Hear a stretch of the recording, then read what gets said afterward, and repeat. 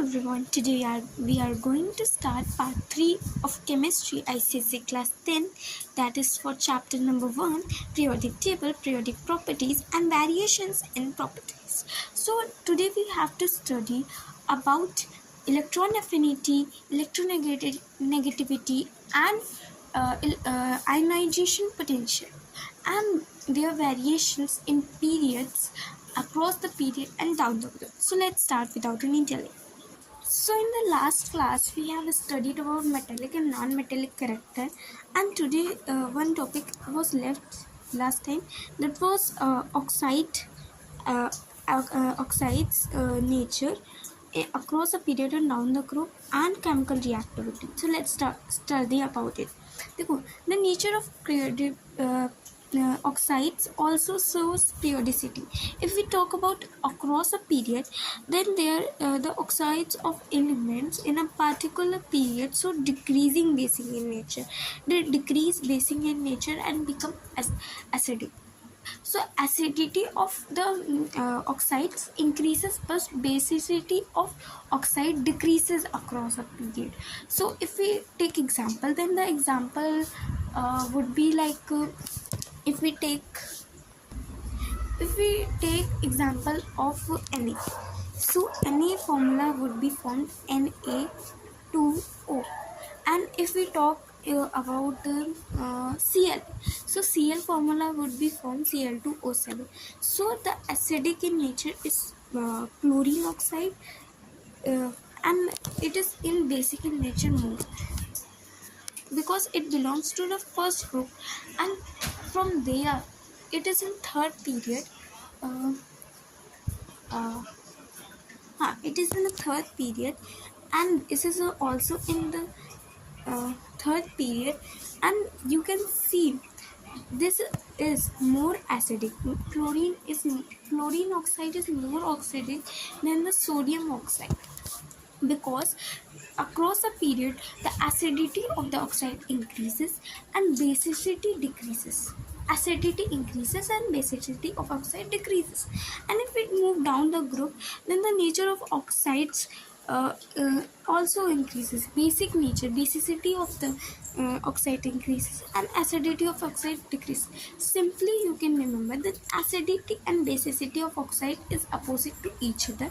They are in inverse relation, and if you move across a period, then the acidity increases, and if we go down a group, then the oxide's basic nature increases. So you can conclude that across a period basic nature decreases, and down a group acid nature decreases. Okay, now let's move towards the chemical reactivity. Chemical reactivity shows a different gradation, because up to group 14 across a period the reactivity decreases and then increases. After that it increases. First, up to group 14, that is the carbon family, till that the reactivity increases, chemical reactivity, and decreases. Chemical reactivity decreases, and then again it increases. From 1 to 14 decreases, and from 14 to afterwards it increases. So up to 14 it decreases, and from other it increases. If we talk about down a group, so chemical reactivity of metals increases, but non-metal it decreases. So if we found the most reactive metal, then it would be found on the bottom of the group, and the most reactive non-metal it would be found at the top of the group. And most reactive metals are alkali metals, and most reactive non-metals is halogens. Okay, so there is a note on the page number 8 that francium is radioactive element, so its properties are unknown, because it emits radiation, so its properties are unknown. Okay, yeah. So it is written here that the increase of reactivity, if we move down a group, and decrease in reactivity for non-metals if we move down a group. Okay, Then gradation in physical properties. Okay, if we talk about melting and boiling point of metals, then it decreases down the group. You can see here that lithium, sodium and calcium. If we move down a group, these elements come in alkali metal and their boiling point and melting point decreases. And if we talk about non-metal, that it increases going down the group. And if we talk about um, uh, melting and boiling point across a period, then it increases up to group 14, and afterward it decreases. That you can see here, the sodium belongs to the first group, Mg belongs to second, Al belongs to third group, uh, Si belongs to 14 group, 14 group, and phosphorus belongs to 15, and sulfur belongs to 16. And you can see here there is a up to 14 there is an increase, and then there is a decrease. Now if we talk about density, if we talk about across a period, then there is a gradual increase and then it silently decrease. You can see up to phosphorus there is a up to 1 second, there is a maximum increase and then there is a gradual decrease. You can see silent decrease. Gradually it is increasing and there is a silent decrease. Then afterwards see. Okay, now we talk about elements of density of elements down a group, then it increases gradually. Now next, now what is ionization potential? Let us understand what is meant by ionization potential. In forming any ion, we required an energy. If we talk about the loss of electrons to form an cation, from the loss of electrons, we need an energy, minimum energy, to which we will remove the electrons from an isolated neutral isolated atom, gaseous atom. From that we will remove the electron. The energy required, that energy is called ionization energy. So let's read its definition. So it is the minimum energy to remove an electron from a neutral isolated gaseous atom to convert into a positive charge gaseous atom, that is cation, is called ionization potential. It is represented by I dot P, or ionization energy, I dot E on the or the first ionization, IE first. Okay, now this is this we can see. Then there is a requirement of ionization energy and cation formation is held. This is the gaseous atom, positively charged gaseous ion. It is okay, and from neutral isolated gaseous atom the electron is removed. Okay, now if we talk about on which ionization energy depends, first we discuss the unit. Its unit is electron volts per meter, or its SI unit is kg mole minus 1. Okay, if it depends on two things. First is atomic size and nuclear charge. Okay, it is in inverse relation to atomic size. How? Let's see.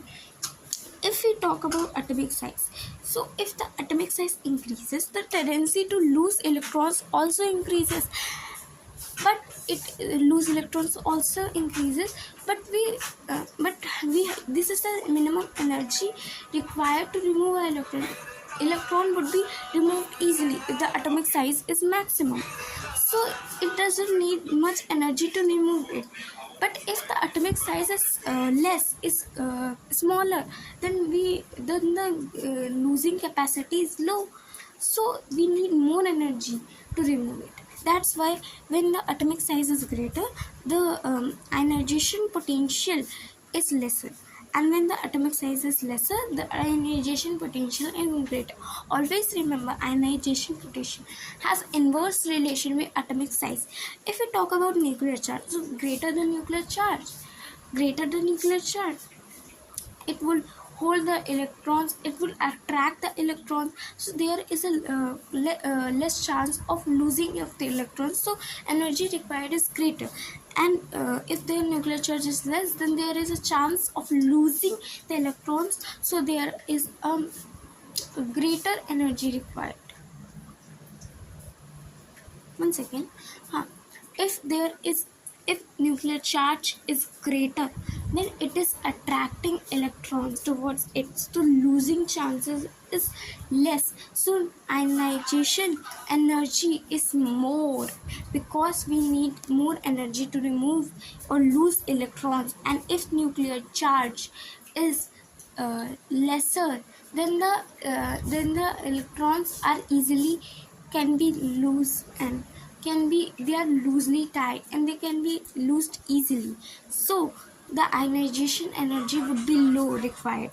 Now, trends in ionization energy across a period. We know across a period the nuclear charge the nuclear charge the nuclear charge increases and atomic size decreases, and we have studied the atomic size and ionization energy has inverse relation, so it decreases. Ionization energy decreases across a period, and inert gases have maximum ionization because they have complete octet, they have maximum repulsions, so that's why there is a requirement of requirement of maximum ionization energy. So if we talk about down the group, then down the group the atomic size increases, and we have studied that this ionization energy has inverse relation with atomic size, so as the down the group atomic size increases, it decreases. Okay, you can see here examples. Helium is the highest ionization energy, while cation will have the lowest ionization energy. Francium is not determined correctly because it is radioactive, because it emits radioactive waves. Okay, metals usually have low ionization energy. Why? Because metals have greater tendency to lose electrons, where non-metals don't have greater tendency to lose electrons, they have greater tendency to gain electrons. So that's why in metals it is low ionization energy, whereas non-metals it is high. Now, if we talk about electron affinity, what is electron affinity? Electron affinity is the amount of energy released while converting a neutral gaseous isolated atom into a negatively charged gaseous ion by gain of electron. It's called electron affinity. Its unit is electron volt per atom or kg mole per minus. It is represented by negative sign. If we talk about electron affinity, it also depends on two things: atomic size and nuclear charge. It also has inverse relation with the atomic size. And why?